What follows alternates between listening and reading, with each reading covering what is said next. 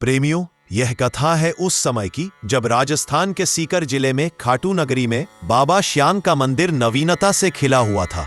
गांव का हर व्यक्ति सुबह शाम बाबा का नाम जपता था।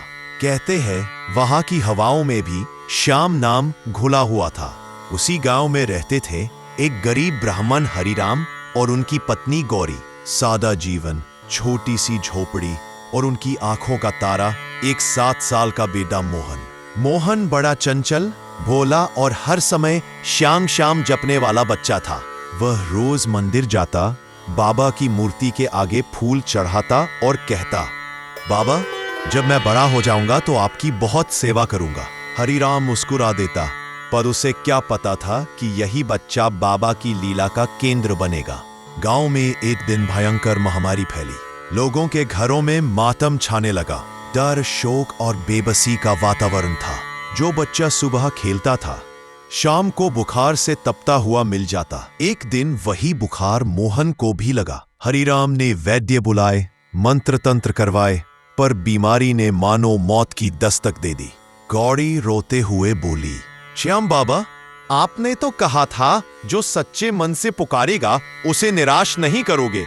फिर मेरे लाल की सांसें क्यों रुक रही है? हरिराम ने मंदिर जाकर प्रतिज्ञा ली, जब तक मेरा बेटा स्वस्थ नहीं होगा मैं जल तक ग्रहण नहीं करूंगा। मैं सिर्फ तेरा नाम लूंगा, हे श्याम। वह मंदिर में ही बैठ गया और दीपक जलाकर बाबा के चरणों में नतमस्तक हुआ। रात का 3रा पहर था। मंदिर में सन्नाटा था। पंडितों ने देखा कि बाबा श्याम की मूर्ति पर तेल का दीपक बिना हवा के भी तेजी से जल रहा है। मूर्ति के चरणों के पास हल्की हल्की सुगंध फैल रही थी। मालूम होता था जैसे कोई दिव्य उपस्थिति वहां विद्यमान हो। उसी समय हरिराम मंदिर में बेहोश हो गया, पर बेहोशी में भी उसने देखा आकाश से तेज प्रकाश उतरा और उसमें स्वयं बाबा श्याम प्रकट हुए। मोर मुकुट, नील वस्त्र और उनके अधरों पर मधुर मुस्कान। श्याम बाबा ने कहा, हरिराम, तेरी भक्ति ने मुझे बांध लिया है। तूने अपने बेटे के लिए जो तप किया है उससे स्वयं खाटू धाम कांप उठा है। जा, तेरा मोहन अब अमर कथा बनेगा। उसका जीवन मेरा प्रसाद है। बाबा ने अपने कमल हाथ से आशीर्वाद दिया और प्रकाश धीरे धीरे विलीन हो गया। उसी समय हरिराम की झोपड़ी में आश्चर्यजनक घटना घटी। गौरी अपने बेटे का निर्जीव शरीर सीने से लगाए बैठी थी। अचानक मोहन की उंगलियां हिली, फिर होंठ कांपे और उसने धीमे स्वर में कहा, मां, बाबा श्याम आए थे। उन्होंने कहा मैं लौट आया हूं। गौरी चौंक गई और बाहर जाकर चिल्लाई, जिंदा हो गया। गांव वाले दौड़ पड़े। सबने देखा कि जो बालक मृत पड़ा था वह अब मुस्कुरा रहा है। उसकी आंखों में एक अनोखा तेज था, जैसे किसी दिव्य शक्ति ने उसे छू लिया हो। सभी ने कहा, यह खाटू श्याम बाबा का चमत्कार है। गांव में ढोल नगाड़े बजने लगे। लोगों ने भजन गाए और हरिराम ने बाबा के मंदिर में जाकर कहा, प्रभु, आपने मेरे बेटे को जीवन दिया। मैं अब अपना जीवन आपकी सेवा में अर्पित करता हूं। कुछ दिन बाद मोहन पूरी तरह स्वस्थ हो गया, लेकिन अब वह पहले जैसा नहीं था। वह हर बात में भक्ति का भाव रखता।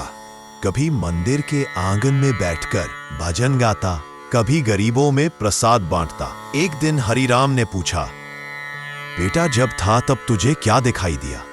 मोहन बोला, बाबा श्याम ने मुझे अपने घोड़ी पर बिठाया। वहां बहुत प्रकाश था, बहुत सुंदर संगीत था।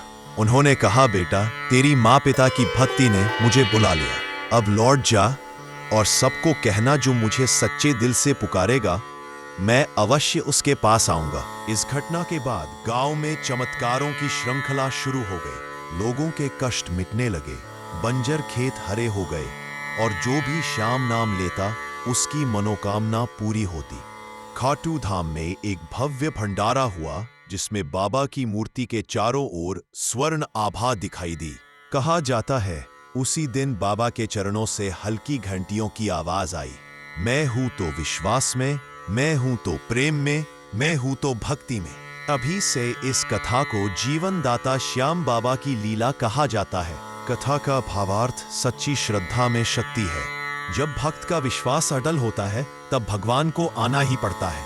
खाटू श्याम बाबा किसी के भी घर में अपने भक्त के रूप में प्रकट हो सकते हैं। कल फिर मिलते हैं नई कहानी के साथ।